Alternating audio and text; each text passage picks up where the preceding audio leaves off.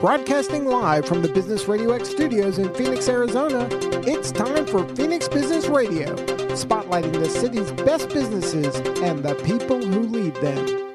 Hello and welcome to Phoenix Business Radio, broadcasting live from the Max 6 Entrepreneurial Center right here in Tempe, Arizona, where we help build businesses and connect you with the right people. And we're doing just that today with the team at On Point Impact. We have Stuart Wachs in the studio with us today, as well as DeeAnn Palin. Welcome to Phoenix Business Radio.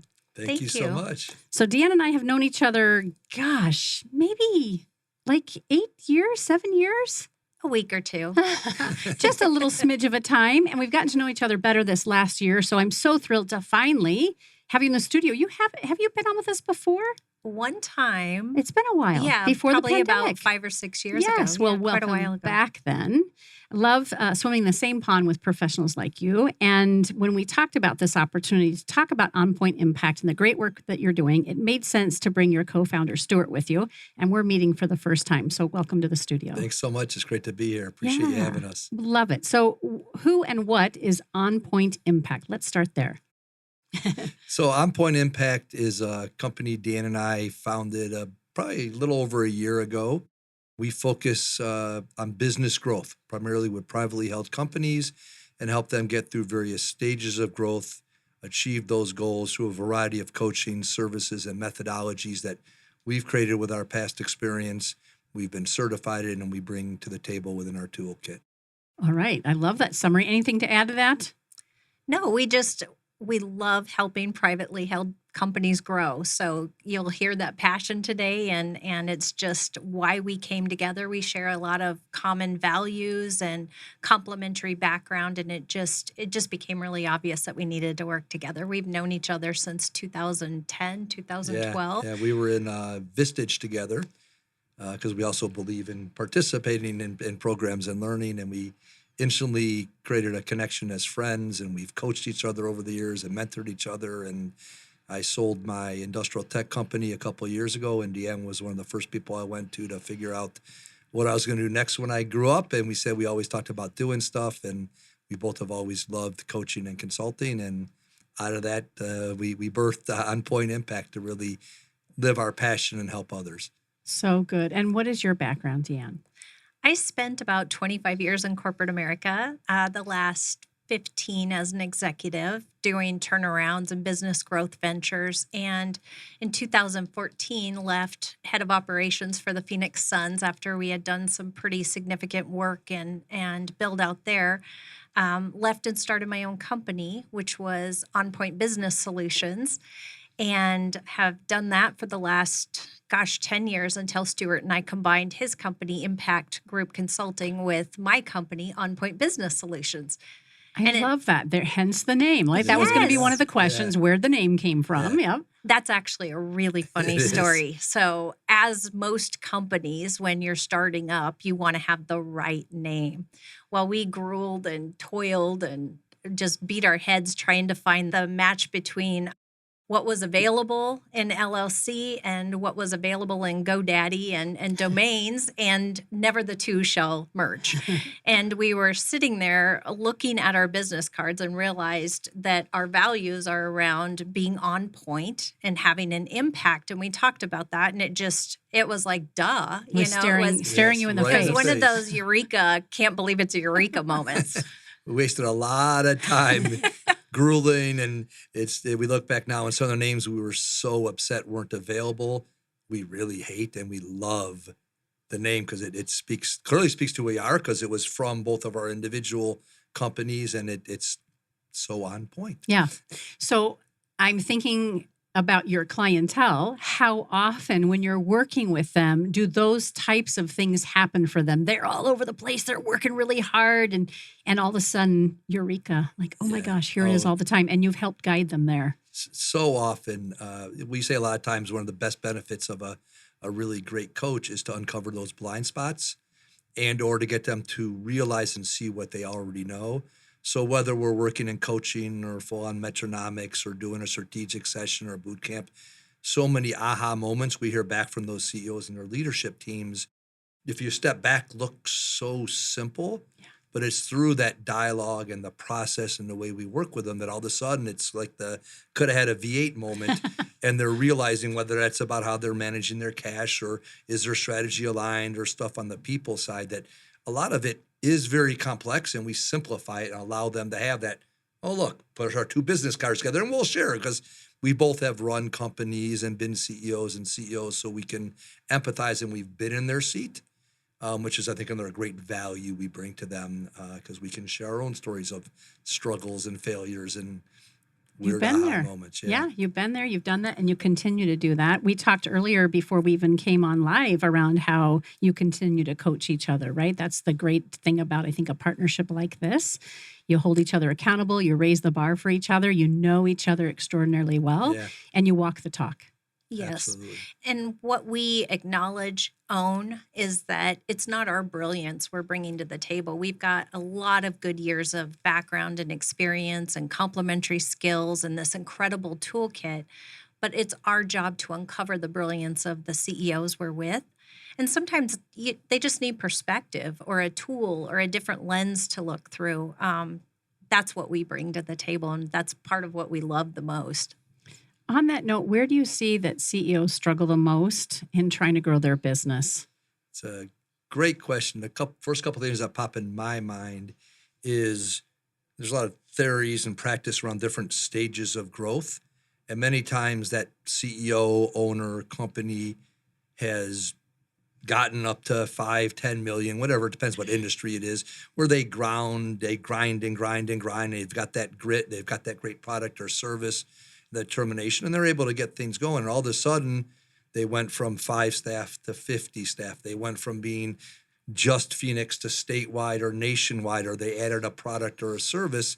And there's that, famous adage, what got you here ain't going to get you there. Is that true? And it's so true in business, whether it's that person that had the label of CFO, but really had bookkeeping skills that could get you through that first phase, might not have the higher level financial skills and able to get you to financing or create the documents you need or have the strategic financing. Or sometimes maybe that owner is a great visionary and he's also being the implementer, or they really aren't the right one to be the CEO. So different stages of growth bring so many different challenges that typically you need different strategies, different systems, sometimes different members of the leadership team or additional functions on that leadership team. So that's one of the two jump in my mind. Other one is just they're either in pain or they see a great opportunity, or both. They're grinding away. They're not home. Their wife or husband or partner's unhappy. Their kid not seeing their kids, and they feel if they focus on the family, their business is going to suffer, and feel if they focus on the business, their family's going to suffer, and they don't know what to do. And our tagline for On Point Impact is grow your team, company, and your life. And we're so passionate about that, DeeAnn and I, and that's where we get a lot of fulfillment it's intentionally in that order, because especially the size companies we're talking about, you're not going to get there without a really quality team that's all aligned. Get that going, get that grown. That's how you grow your company. And when you get all this aligned, that owner, founder, president, CEO, head of company, they're going to get their life back. They learn that grinding isn't it. They can put their 40 or 30 or 50 hours in and have time for their hobbies, their families, their kids, their other adventures, what it might be. And that's when we have that significant other come up and thank us, or members of the team thank us, because that's really what it's all about. What are some of the blind spots then and the hurdles in trying to grow businesses? And I ask that not only from a perspective of coaching business owners and leaders, also from your own experience. Oh, we have plenty to share of our own experience. I think that's what makes a great coach, is that you eat your own dog food and you've been in your own pain. And one of the beauties of Metronomics is that you have to have run companies and coached for at least 5 years to be a certified Metronomics coach. And there's only 62 in the whole world. And I think that's for very, very good reason, because you saying that, what are some of those that you've done yourself? Some of the hurdles are really believing that you can do it all yourself, and that, CEOs start companies because they're smart and they're not risk averse and they know they've got something, right? And they're hungry to grow it. And that is a beautiful, wonderful thing, and kind of the recipe for amazingness building a company. But there comes a point where that magic doesn't work alone anymore. You can push all the rocks, you can work yourself, work harder, work harder, work harder. And you get to a point where you're not enough. You've got to have a team around you. You've got to have a different level of smarts. You've got to have more hands to get the work done. And oftentimes CEOs, and I'll speak for myself, you have to come to the table and say, I may not be the best one to do this part of the business, or there's just not enough of me to go around. And that's a tough pill to swallow. And it's really, really scary. I mean, these CEOs invest their lives in these businesses and houses mortgaged and everything else to run a business. And they've got to be able to relinquish some control and trust. And, the best way to do that is to build a team. And the best way to build a team in a company is to have some help and support and peers and resources, including a coach, to do that. How humbling that's got to be. I know for my own professional experience, there's many times I've been humble and have had to admit to myself and to others, I need some help here. Yeah. It's interesting, a couple of examples when you said, how have we experienced it ourselves, that popped in my mind. This is interesting on both who we helped and then how they helped us. So there's a amazing marketing company in town that we've taken through some strategic planning, coaching, strategic exercise, including, and this is an amazing marketing company, amazing leadership team, doing their own market mapping. So we're leading, and they know way more about marketing than us, leading them through that marketing exercise and getting out the core customer. And there was this huge resistance that they had multiple core customers. And we try really hard to get them to understand you want one core customer. And we actually got them there. And the appreciation and the power that was on them. So here it is, two great coaches. Neither one of us are of a marketing background, or we're marketing directors or run a marketing company, but because of uncovering blind spots, bringing that outside source that has some of the wisdom and processes, we were able to get this phenomenal marketing company leadership team to better understand something they do. And then I'll flip it, and we had that company help us. And here we are, the coaches, and we know this, and look what we did for you, and you're a marketing company, but we helped you. And it's kind of cool that we were able to do that. We recognized, comes to the humbleness, that here it is, two people have run companies, done coaching, helped companies scale and sell and everything else. And here we are starting on Point Impact, and we're locked and loaded, rearing to go. And we have our name and went through a rigorous process to get certified in metronomics, and we're out there. And we stopped for a while. We're not getting the traction we believed we would. And we recognized, we're not being us. We're kind of being salespeople. Nothing against being salespeople. Then working with the marketing company, we're sharing this, and they helped us realize we're not using our unique voices. We're not talking with the empathy and understanding that is how we approach things. So they helped us actually really narrow and redefine our core customer and the language we use. So we all, one of the points we make when it comes to coaching, because there are some leaders that, every leader needs it or could benefit from it, but they'll have resistance. What do I need a coach for? I've got 20 years experience, or I'm already at 50 million or whatever it might be. I like to say the power of coaching is if you look at elite Olympic athletes, whether they're individual ice skaters or tennis players or the soccer team or the rowing team or the NFL or NBA or WNBA, what do they all have?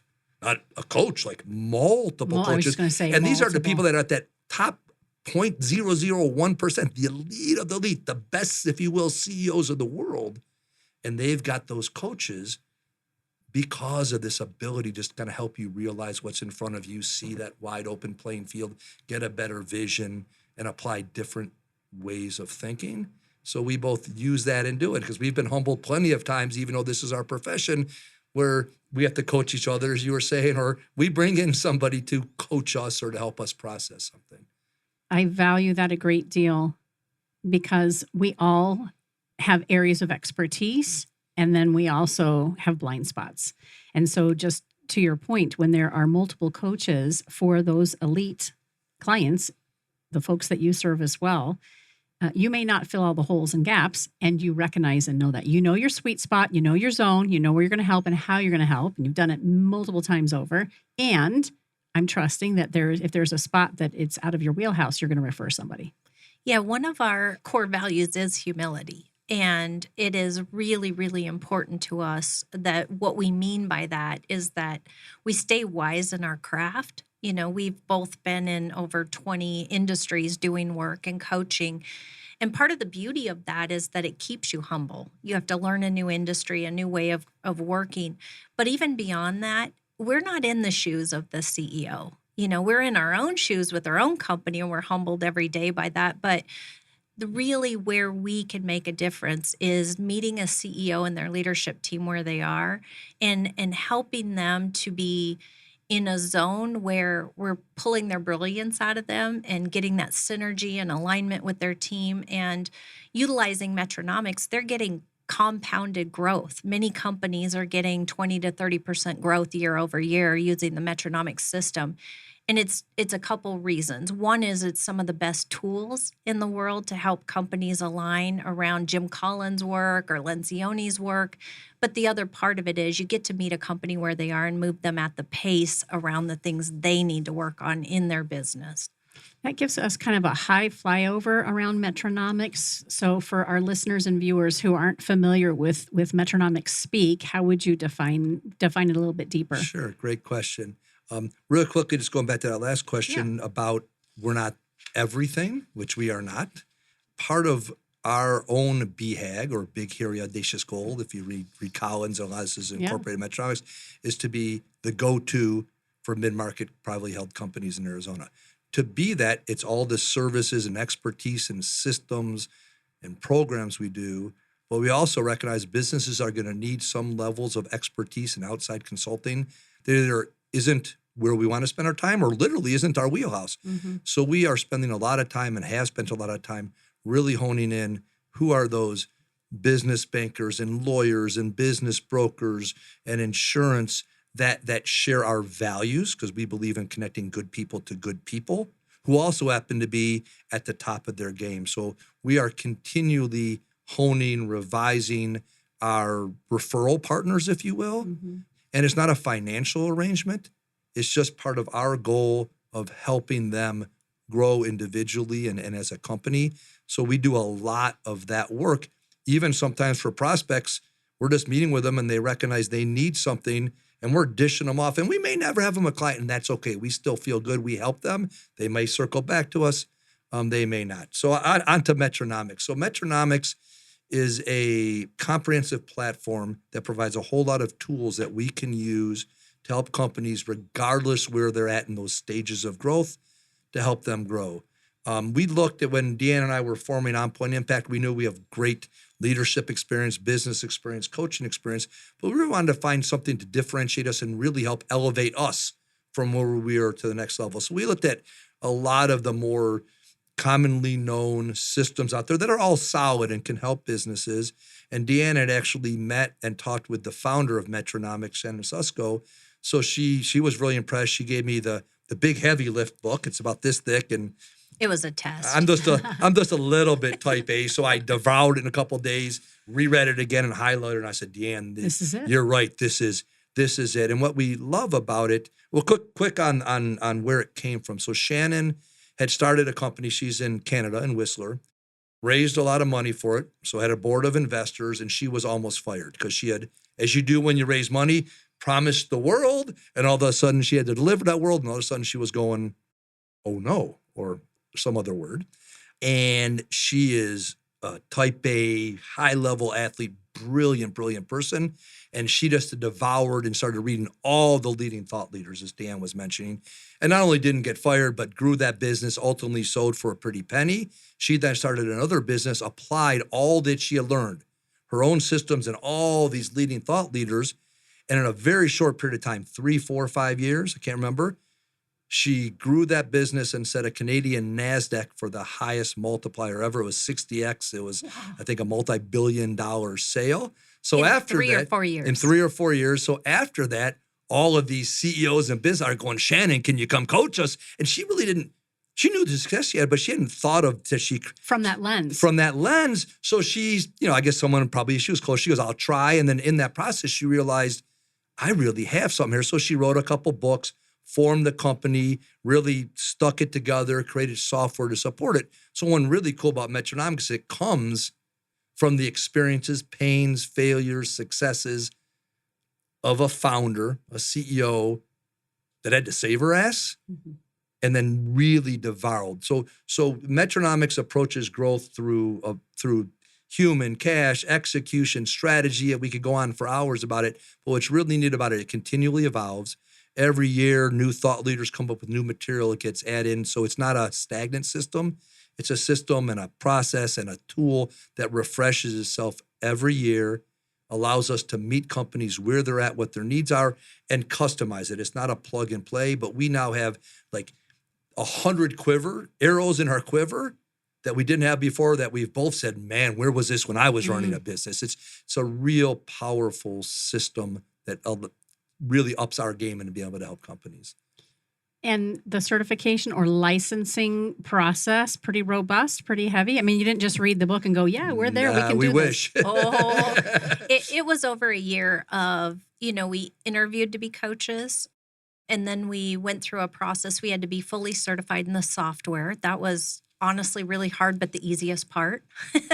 And then we spent a ton of time learning the craft and having to practice the craft, doing practicums in it, taking an actual certification test, sitting in the room and training. It was a really, really rigorous process. And while we pulled our hair out, and I probably dyed my hair more often during that period than ever, and Stuart lost all of his. Yeah, you said this beautiful, huge head of hair. But while it was hard, it's also so invigorating to be on the other side of that. The pool of coaches that we work with are the elite of the elite. There's 62 in the world, and most have been CEOs and run companies before.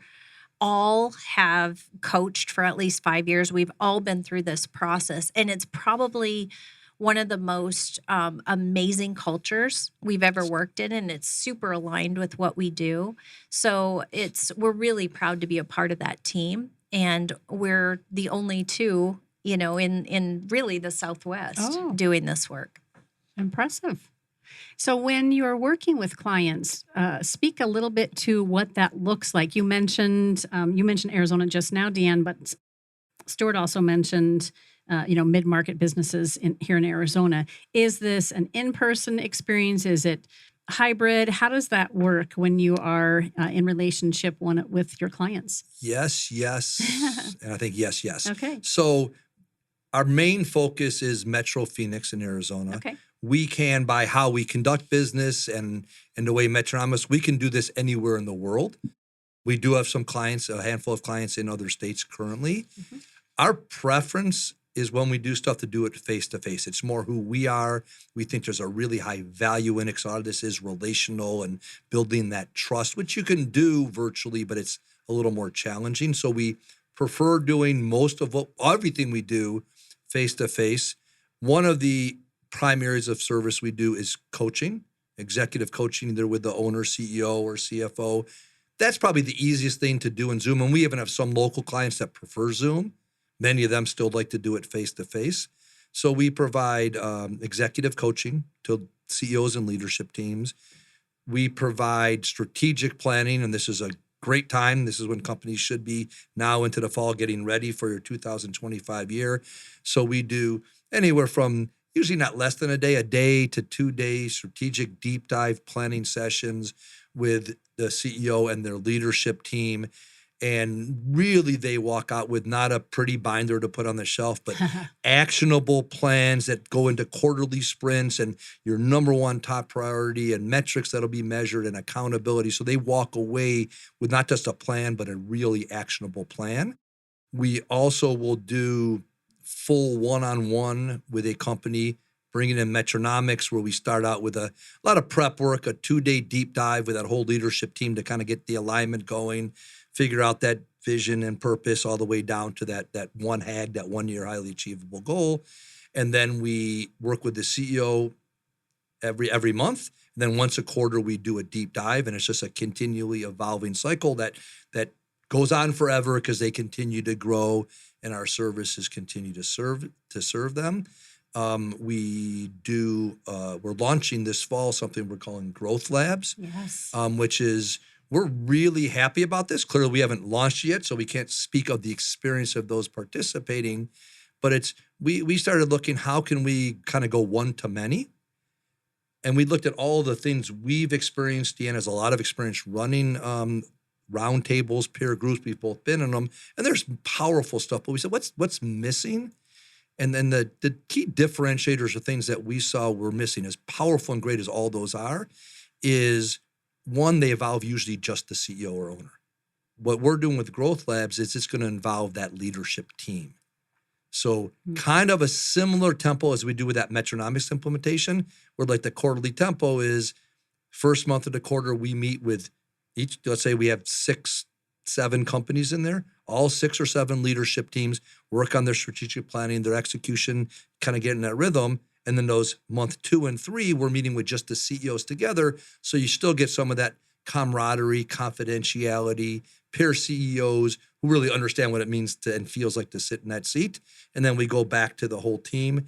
And our focus on everything we do is growth. Like, we will guarantee with our Growth Lab participants, their companies, once that foundation is laid, will see growth. So we're really putting this forward, and with all the work we do, with a real ROI, not just feeling better, which is important, developing a comrade, a group of peers, which is important as a value, but we want them to walk away, and they've now been doing this year, and they can show their numbers, speak to that they've actually seen their companies grow. So that's a new service we're going to be adding this fall. I don't know if I left anything out, but well, go I ahead, think to give a little backstory on that, this is another example of Eureka moments. We started doing boot camps early when we started our company, and the goal was to test our craft, to prove it out, and also to get our brand more known, so that people could see us doing this work and realize the impact of it.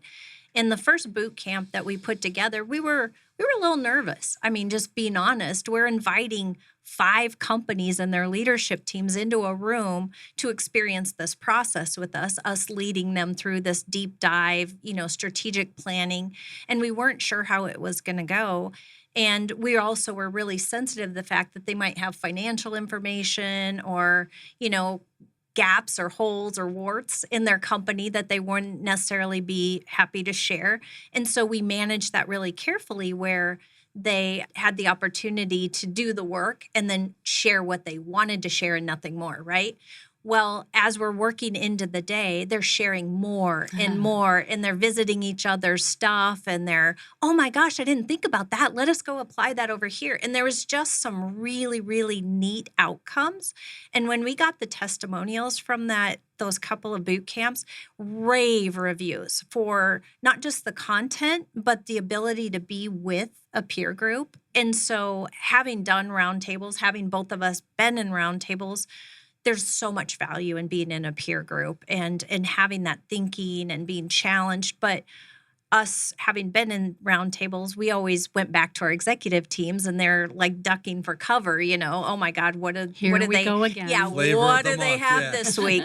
And so we decided that we're going to take the best of both of those things and give them the peer support and the resources that we have and we can bring to the table. I mean, we have amazing partners, and that's the loneliest thing with the CEO, is knowing, who do I partner with? Who's the best banker? Who do I trust to broker my business? Who can help me with tax credits for whatever, right?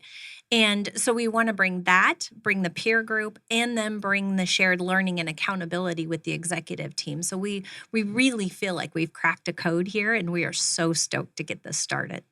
Guessing that there is a special skill set between leading these mastermind groups, so to speak, and also being able to have the same level of confidence and expertise to then work with those individual CEOs and their leadership team. I can't imagine that every coach or consultant can sit well in both camps.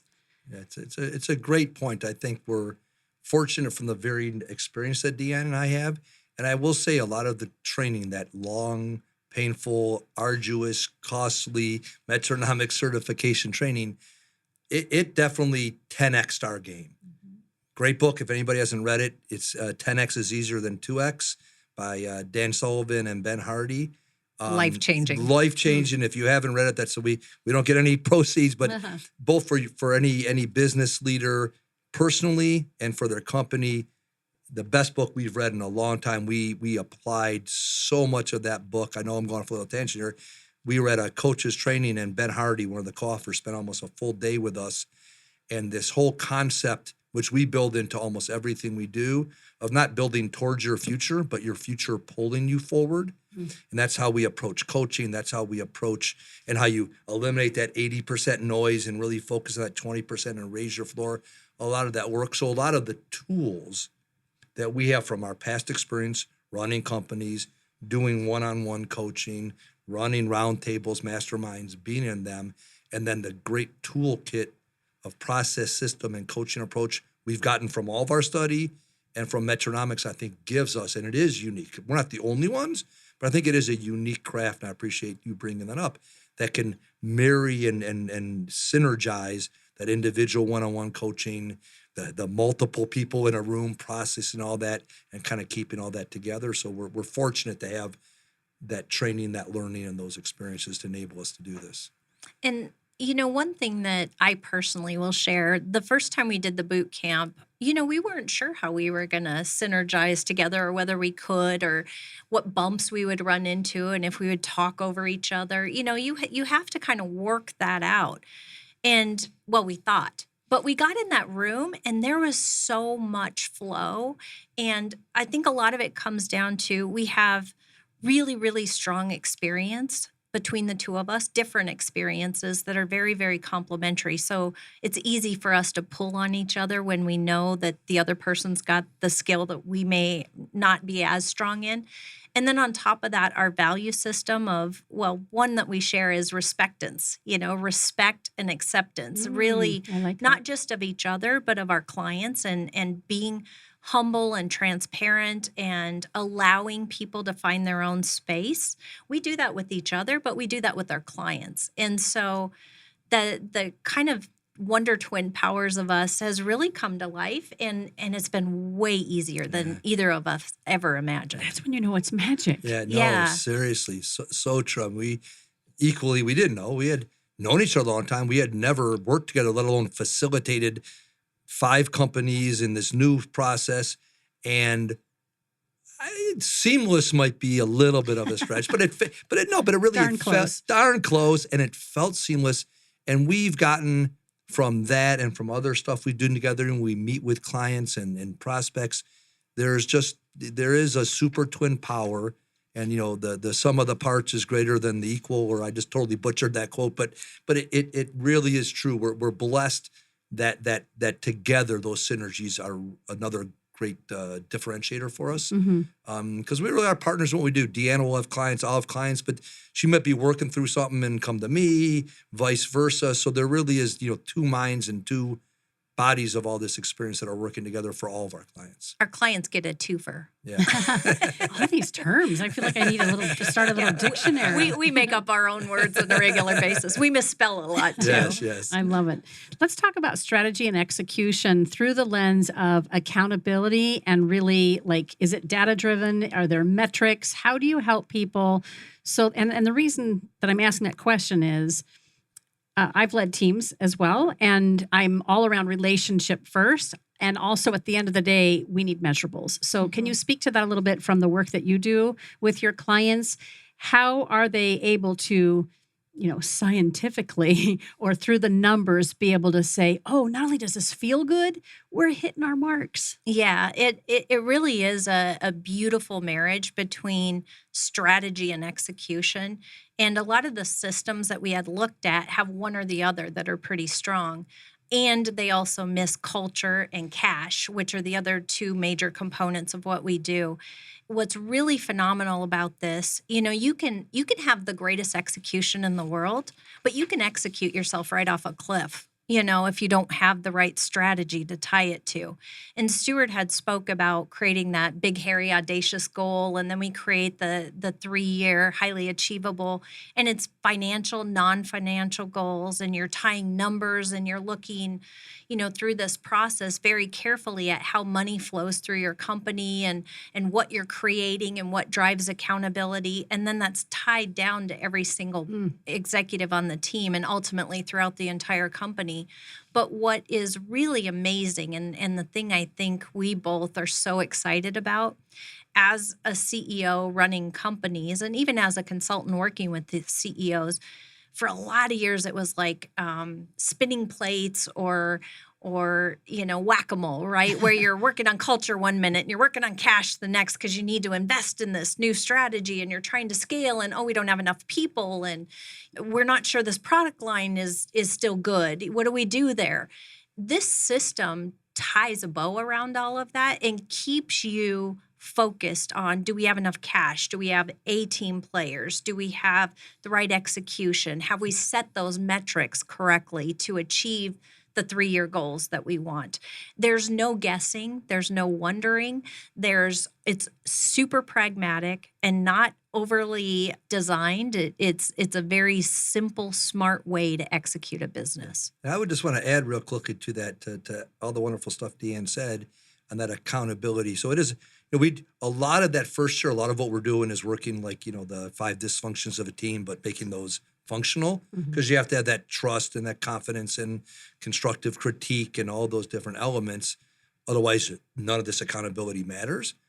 But also what we do is we have a software called Metronome that creates this open playing field where when we work on the 3-year plan, then the 1-year plan and the quarterly goals, there's widgets or KPI, if you will, for all those key function, those key goals. And there's ownership and accountability, but that's open. And then as the company evolves, it starts with just a leadership team. They can get it down to the management, all the way down to the, if you will, the line staff, depending what their structure is. So there's shared accountability, shared vision of that playing field. All the way through. All the way through. So now it's not about, that you map out. We do a thing where we map out everything that impacts cash called the key function flow map. And you put bars on, red, yellow, green. None of that's new. But just because something red, let's say that Stuart's in charge of this aspect of sales and it's red, that doesn't necessarily mean Stuart's dropping the ball. It might. But you kind of see all the inner workings and you can create really meaningful conversations, hopefully when it's yellow before it gets to red. So there's ownership and accountability, but not blame, unless it's that case where really blame has to be laid, if you will, if you have a B or a C player. So there's a lot of accountability put into the work we do, especially after we build that base layer of trust and communication, so it can really be seen as a strong positive, and everybody's rowing, everybody's measuring, everybody's celebrating. I spent 10 years running a consulting practice, helping businesses scale and turn around and prepare for sale, and loved that.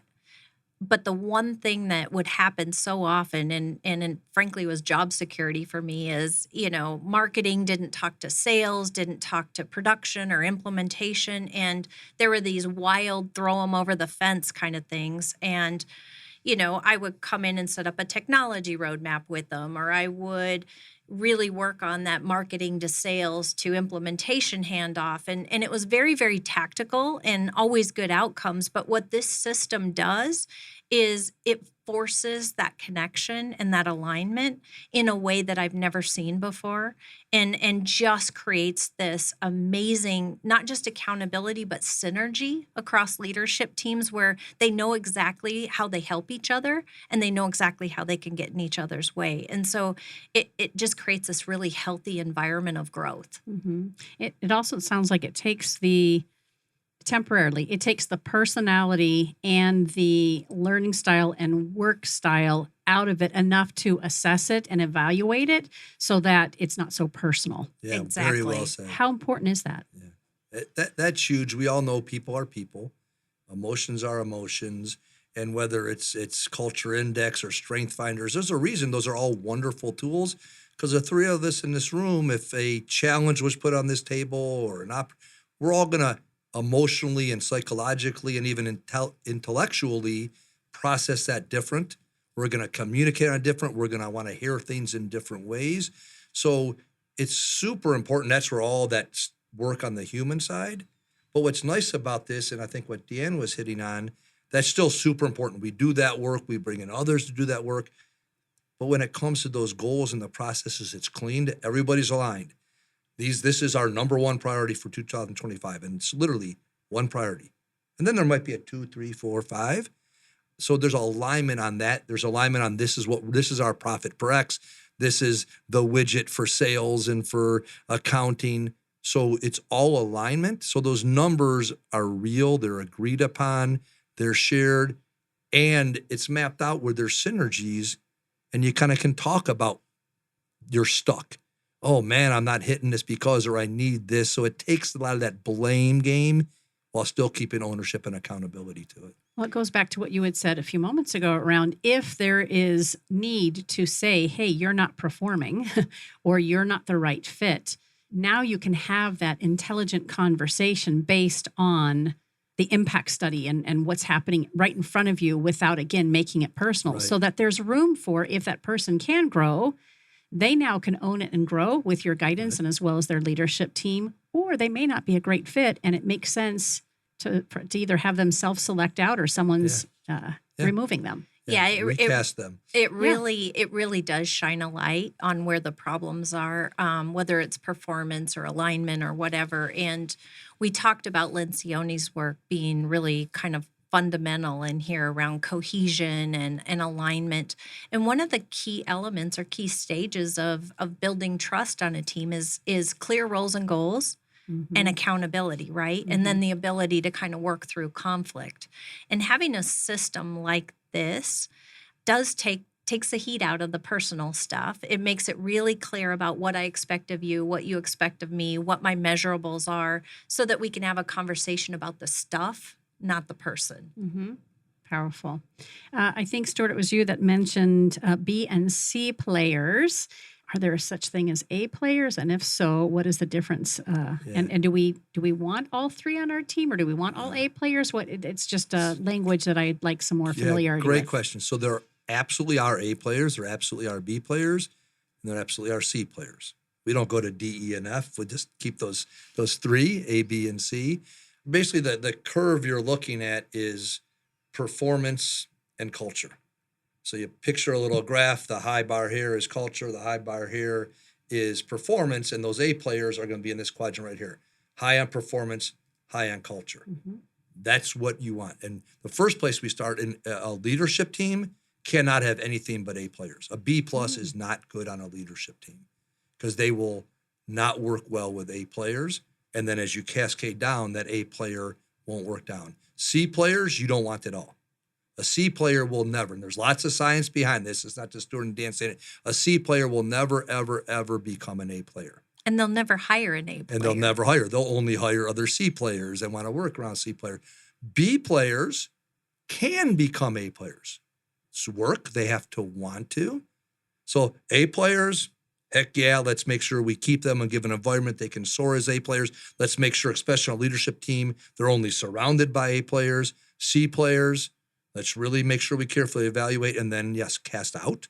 You don't even want to cast them to a different position unless it's just on the culture side and maybe a different position raises that up. But by and large, C players. And those B players, it's really, why are they B? Are they short on culture? Are they short on performance? Are they a little short on both? And what is that coaching development plan and that timeline for them to get up to B plus? You will never, if you have anything more than 5 or 6 employees, you're never going to have 100% A player. It's probably impossible to do. But you want 100% A player leadership team, and then you want everybody else be striving to move to A.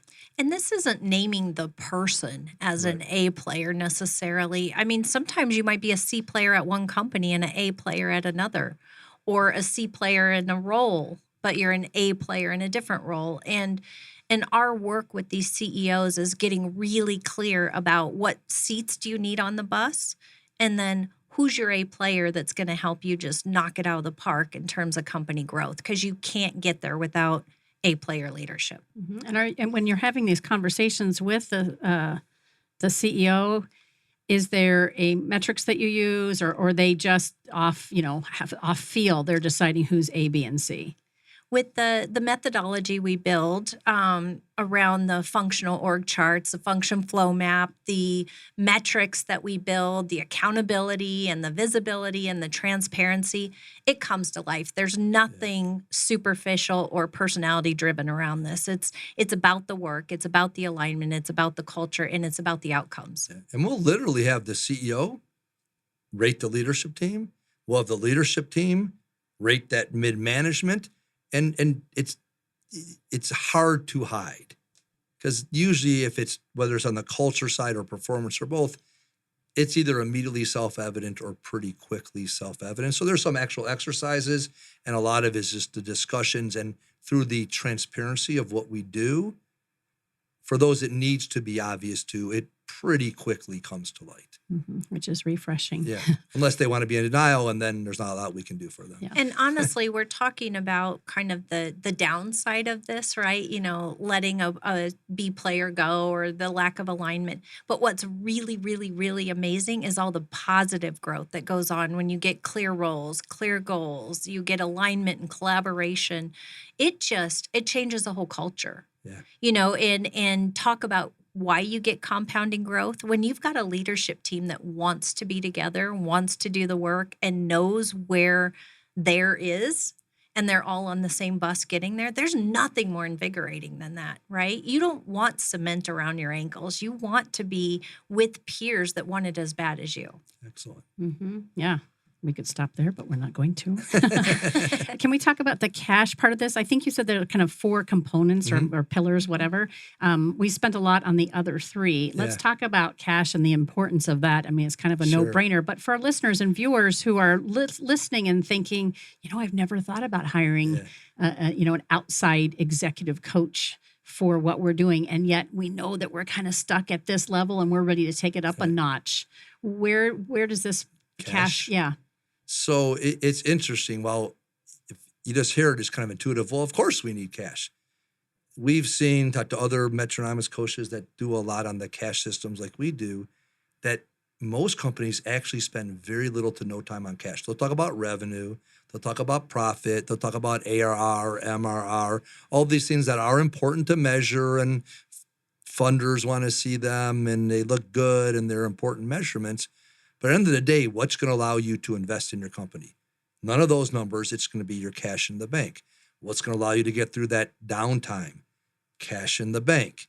So we go through a lot of exercises. The first is we'll just ask that leadership team, and they're not allowed to cheat, how much cash do you have in the bank today? And usually the CFO will come close and nobody else knows. We'll say, what's your cash? Not your profit, not your revenue goal. What's your cash goal for the year? And so far, we've not come to a leadership team that actually had a cash goal. And these are small companies to real big companies that are truly run by brilliant people doing wild stuff. But cash has just never been something to focus on. So the first part of what we do is just build that awareness that cash is a super important thing to know, to have goals on, to track, because you can have a profitable year and have no cash. You can have a deficit year actually and have a lot of cash. All depends. So we'll help then determine cash goals. And then I think we mentioned real quickly this mapping we do, the key function flow map, where we literally go through internal and external things that impact cash coming in, cash going out.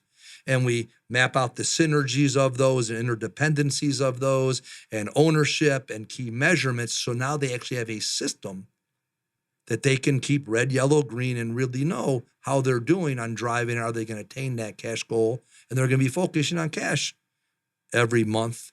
How are they tracking? Where do they need to change? Go back to that mapping. And including when I was a CEO, and I had my bumps, but a lot of success.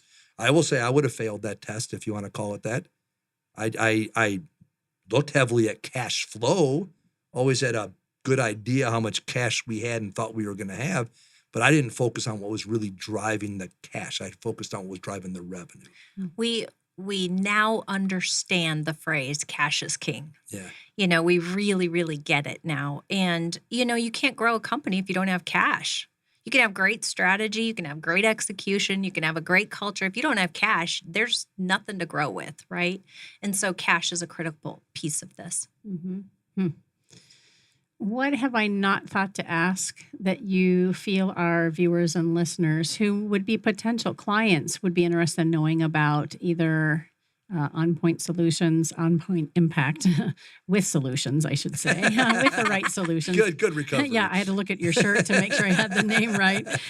What have we not shared that you feel like, this is their first time being introduced, the two of you? What else do they need to know? There's one thing we haven't said that I think is really critical to our business model.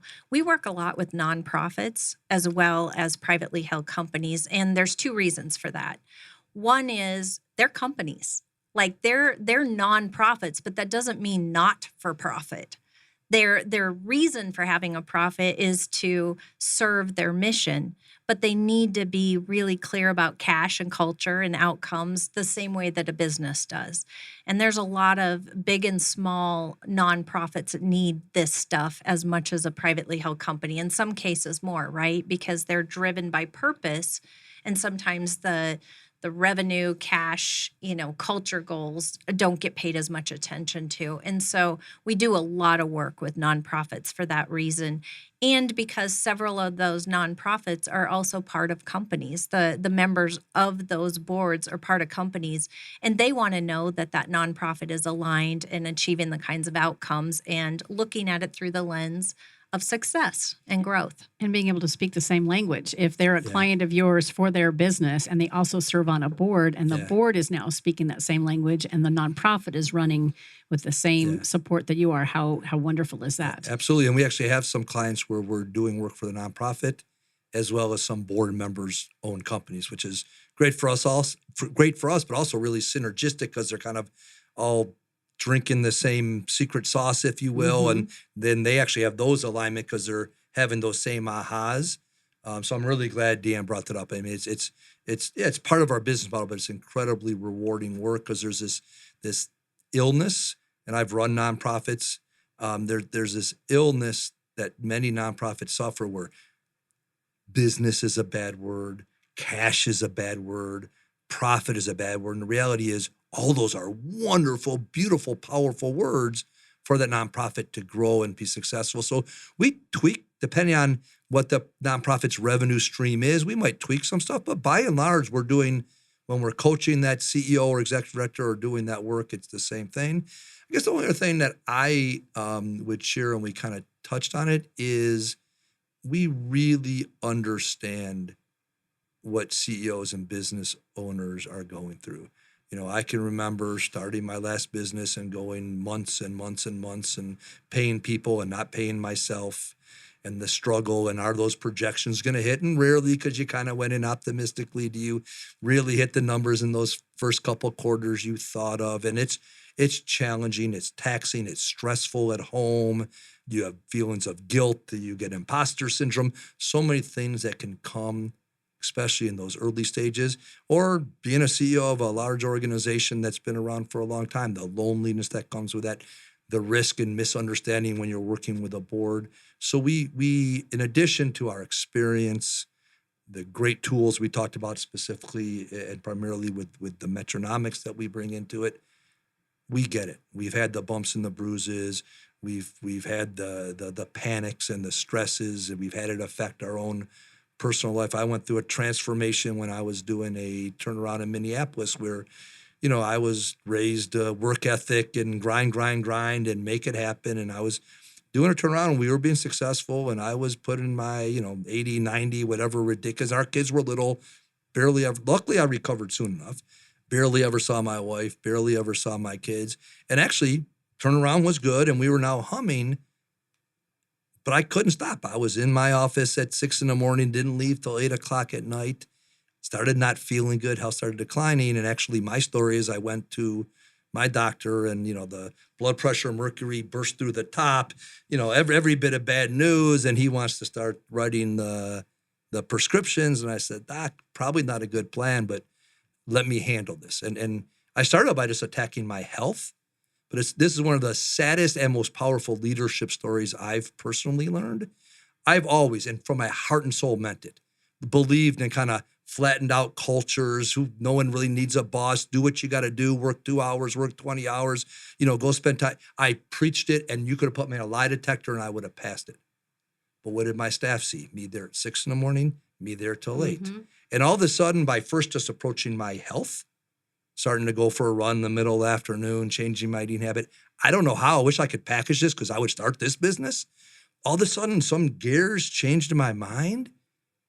And I had some coaching through this process, both business and personal coaching and fitness coaching, that all of a sudden, before, even if I had nothing I had to do at 5 o'clock, I couldn't leave. I left at 4 o'clock. Not only did I don't say reunite with my wife and kids because, well, they might say it was that bad. I wouldn't. But that was huge. And luckily, the kids weren't too old when I recovered from that. But all of a sudden, I started seeing our leadership team, our manager, anybody that didn't have to be at a desk at a certain time based on, they started like taking 3-hour lunches. They started going to their kids' events. They started not showing up till 10. They started leaving at 3. And everything I've been preaching started happening. And I will tell you, our productivity went up, our revenue went up, everything went up. And I realized accidentally, what a hypocrite I had been, unintentionally, because I, to my core, meant what I was saying. And a real powerful lesson of the unintended consequences of leadership. And that's really stuck with me. So that's just an example, if you will, of the personal empathy we can bring. Because I know for a fact I am far from the first business owner or CEO that had to have either a health scare or something else trigger them and have, fortunately, the right people around them. And then all of a sudden you look back and you're like, holy shit, that wasn't good for anybody. As much as I was being successful and stuff was working, it really wasn't. And how many stories do we have of successful business leaders and owners who haven't had that evolution, and they've either committed suicide, ended up in divorce, had to fold the business, had some sort of, health crisis that they couldn't recover from. I think we have, sadly, more of those stories than we have these beautiful success stories. So true. And you're talking about an evolution. And I love that you've brought us back around to one of the comments that you both shared early on in our conversation around your tagline, that word life. You got your life back. Yeah, 100%. And not only did you get your life back, your family, right, had that as well. And also you got to influence, whether it was intentional or just vicariously, the rest of your team began to have their life back. And you mentioned how important it is, right, that the growth continued to happen for the business and you met your goals and exceeded them. And I would say Stuart's story is not unusual. It's very, very common. And we want to grab CEOs and their executive teams before they're in crisis. Mm-hmm. Sometimes it takes that pain to make us realize there's value in having a coach, value in having a process, but we don't want to get you when we have to scrape you off the floor. Mm-hmm. We want to be there to help you flourish. Grow your team, your company, and your life is truly part of our core. Yeah, you have to spend some money and some time building this team. You have to make sometimes some tough decisions about what you continue to do or not do. But the value is beyond measure. The companies and the impacts that we've made, our joy comes in seeing them get their life back and watch these companies sell for multipliers they could have never dreamed of. It's really exciting for us. And serving their mission and purpose, not just for the nonprofits you work with, but most of these, if not all, at least my experience has been when I'm working with C-level executives, there's a passion, a purpose behind the product or the service that they provide. And we get lost in the weeds of that when we're not hitting our numbers or we don't have enough cash or we don't have the right team on board. We're scratching our head thinking, why the heck did I even start this? Karen, it's exciting that you said that, because whether it's a strategic session, even probably coaching or doing the metronomics course, one of the first and biggest processes we do is around, it's all part of this BHAG, this big, hairy, audacious goal, but around purpose and values. And this is primarily what we work with is for-profits. And it's powerful stuff, because without that, nothing else really matters. And it is that driving force that pulls you, and companies walk away from that feeling so much more unified and good. Because yes, you want to grow, you want to 10x your revenue and 10x your cash and ultimately build a legacy business for your family or sell at a multiple or whatever those financial goals are. And they're all wonderful goals. But now you got something to be aligned to. There's a reason. You know, we share. What's the pink Cadillac company? Mary Kay. Mary Kay. Their BHAG and their purpose was not to sell a lot of cosmetics. I'm going to butcher this, but it's basically to give women entrepreneurs an opportunity to improve their lives. I don't mean it's powerful. And so when you line that purpose up, it does. It creates real magic and positive pull for the leadership and for the company and for everybody working in it. Yeah. I promised you that the hour would go quickly. It And did. indeed And it it did. has. And it has. I have so enjoyed this conversation with both of you. And DeeAnn, I'm just really happy that you said, let's have this conversation on air, and that you were thoughtful enough to bring your partner, Stuart, and to share more about your company. How do folks get a hold of you? What is the website? Very simply, onpointimpact.com. Awesome. And you're both on LinkedIn? Yes, we are. Okay. So DeeAnn Palin and Stuart Wachs. Yep. Ta-da. That's super easy. Although it's WACHS. That is correct. Very good. So find them on LinkedIn as well as onpointimpact.com and OnPoint Impact on LinkedIn as well.